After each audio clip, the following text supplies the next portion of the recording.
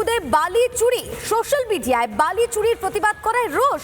BJP নেতা কৌশিক মাঝিকে খুনের হুমকি, অচেনা নম্বর থেকে ফোন করে হুমকি দেওয়া হয় বলে অভিযোগ। জেলা বিজেপির সোশ্যাল মিডিয়া কনভেনার কৌশিক বুদবুদ থানায় ইতিমধ্যেই লিখিত অভিযোগ দায়ের করেছেন তিনি। আসানসোল দুর্গাপুর পুলিশ কমিশনারকেও অভিযোগ জানানো হয়েছে।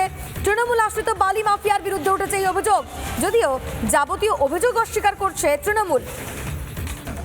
দুর্গাপুরের বুদবুদে বালি চুরি এবং সেই বালি চুরির প্রতিবাদ জানিয়েছিলেন বিজেপি নেতা কৌশিক মাঝি। প্রতিবাদ জানানোতেই তাকে খুনের হুমকি দেওয়া হচ্ছে, অচেনা নাম্বার থেকে ফোন করে তাকে খুনের হুমকি দেওয়া হচ্ছে, এমনটাই অভিযোগ জেলা বিজেপির সোশ্যাল মিডিয়া কনভেনার কৌশিক মাঝির। বুদবুদ থানায় ইতিমধ্যে লিখিত অভিযোগ দায়ের করেছেন তিনি এবং আসানসোল দুর্গাপুর পুলিশ কমিশনারকেও অভিযোগ জানিয়েছেন তিনি। তৃণমূল আশ্রিত বালি মাফিয়াদের বিরুদ্ধে এই অভিযোগ করছেন কৌশিক মাঝি। যদি এই বিষয়ে প্রশ্ন করা হলে তৃণমূলের তরফ থেকে গোটা বিষয়টি অস্বীকার করা হচ্ছে।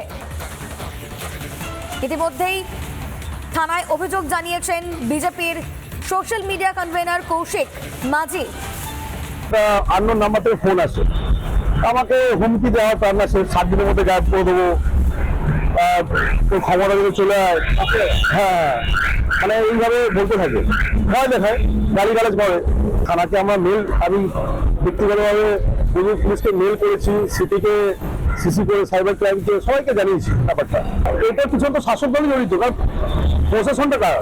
শাসক দলে, ওখানকার লোকাল পঞ্চায়েত শাসক দলে ক্ষমতাসীন, পুলিশও তাদেরই কথা বসা করে। এখন তো আমরা মিডিয়াতে দেখি।